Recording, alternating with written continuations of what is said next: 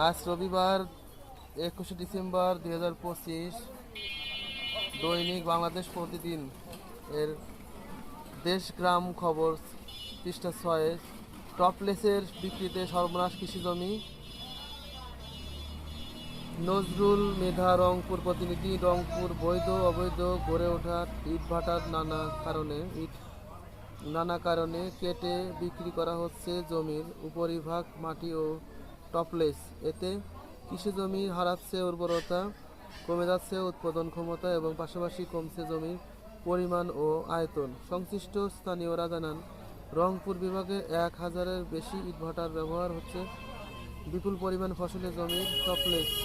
সম্প্রতি উচ্চ আদালতের নির্দেশনা অবৈধ ইটভাটার বিরুদ্ধে অভিযান চলছে। ভ্রাম্যমাণ আদালতের তদন্ত অভিযান চালিয়ে মাটি কাটা বিক্রি বন্ধ করা যাচ্ছে না। পাশাপাশি বিভিন্ন স্থানে ঘরবাড়ি, ব্রিজ, কালভার্ট নির্মাণ, রাস্তাঘাট নির্মাণ, নার্সারি, চারা তৈরিতে ব্যবহার হচ্ছে উপরিভাগের মাটি। ফলে জমির আয়তন ও উৎপাদন কমে যাচ্ছে, জমি হারাচ্ছে উর্বরতা। এদিকে কয়েক হাজার নার্সারিতে জমির উপরিভাগে মাটি বিক্রি হচ্ছে।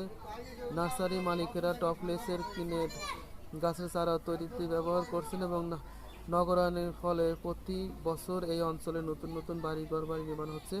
এতে ব্যবহার হচ্ছে মাটির ওপরের অংশ। রাস্তাঘাট, ব্রিজ, কালভার্ট নির্মাণের সময় দেদার ব্যবহার হচ্ছে টপলেস।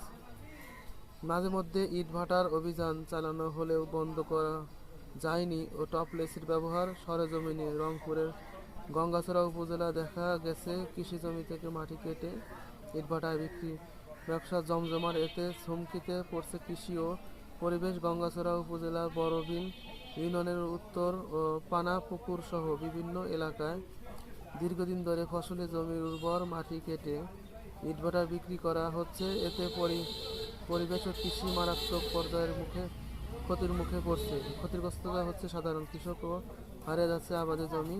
প্রভাবশালী সিন্ডিকেট নিয়মিত হয়ে উঠছে।